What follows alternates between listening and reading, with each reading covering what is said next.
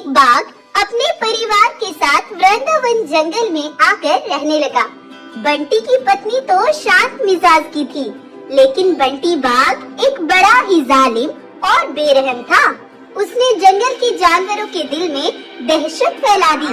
जंगल का एक एक जानवर उसके खौफ से डरने लगा था। बंटी बाघ जितने जानवरों का शिकार करता था, वो उतना ही ताकतवर हो जाता था। लेकिन एक बार अचानक बंटी बाघ की तबीयत बहुत ज्यादा बिगड़ गई। वो एकदम से बीमार पड़ गया। कई दिनों तक शिकार न मिलने की वजह से बंटी बहुत कमजोर हो गया था। अरे ये मुझे क्या हो गया? अगर मैं ऐसे ही कमजोर पड़ता रहा तो जानवरों के दिल से मेरा खौफ निकल जाएगा। मुझे हिम्मत करके शिकार करना ही होगा। तब बंटी बाघ धीरे धीरे जंगल में आगे बढ़ता है। तभी उसे जंगल का राजा वीरू शेर दिखाई पड़ता है। अरे ये मुसीबत कहाँ से आ गई? अभी मुझे इससे बचकर रहना होगा। मैं इस हालत में इसका सामना नहीं कर पाऊंगा। तब बंटी बाघ धीरे से वहाँ से निकल जाता है। रास्ते में चलते चलते उसे गुफा से आवाज आती है। रुको रुको, मेरे अंदर आओ, मुझे तुम्हारी मदद चाहिए। ये सुनकर बंटी गुफा के अंदर चला जाता है तो उसे वहाँ पर एक बाघ मानव एक कवच के अंदर खड़ा दिखाई देता है।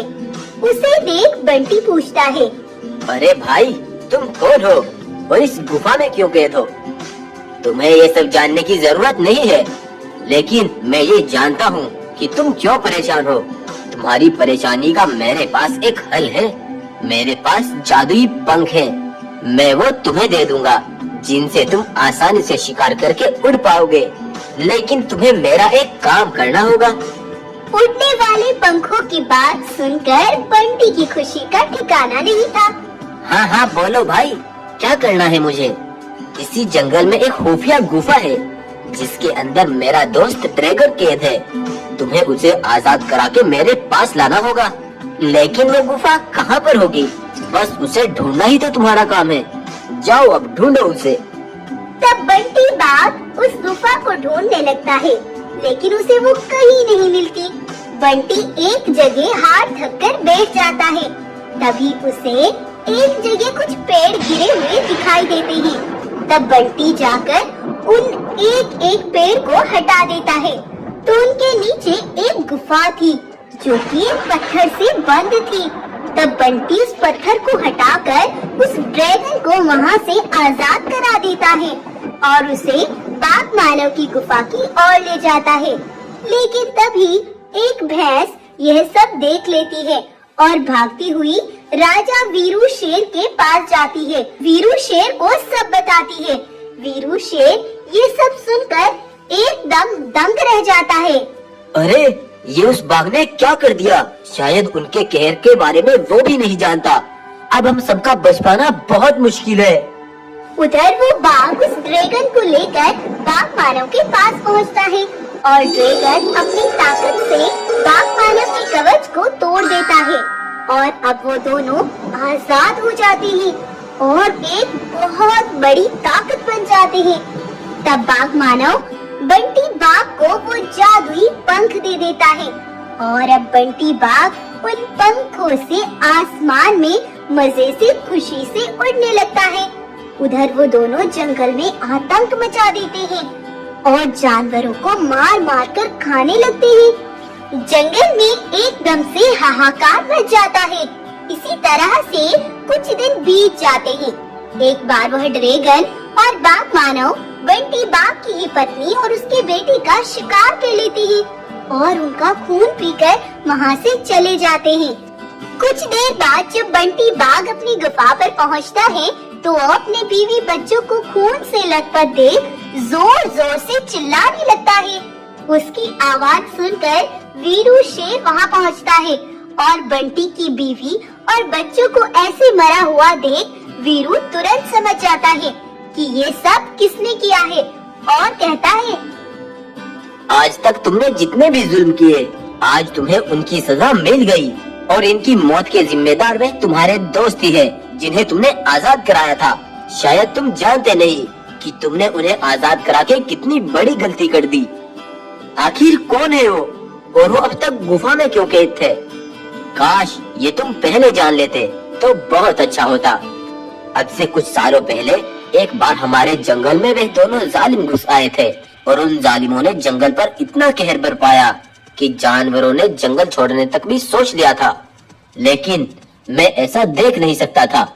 तब मैंने उनसे लड़ने का सोच लिया, और जब उनसे लड़ने लगा तो मुझे एहसास हुआ कि मैं उनकी ताकत के सामने कुछ भी नहीं हूँ। तब मैं वहां से अपनी जान बचाकर भाग गया। तब मैंने भी सोच लिया था कि अब हम ये अपना जंगल छोड़कर चले जाएंगे। लेकिन उसी दिन हमारे जंगल में एक पंडित जी आए और कहने लगे, सुनो वीरू महाराज, मैं यहाँ पर तुम्हारी मजबूरी देखते हुए आया हूँ। मैं अपने मंत्र और शक्तियों से उन दोनों जालिमों को हमेशा के लिए कैदी बना दूंगा।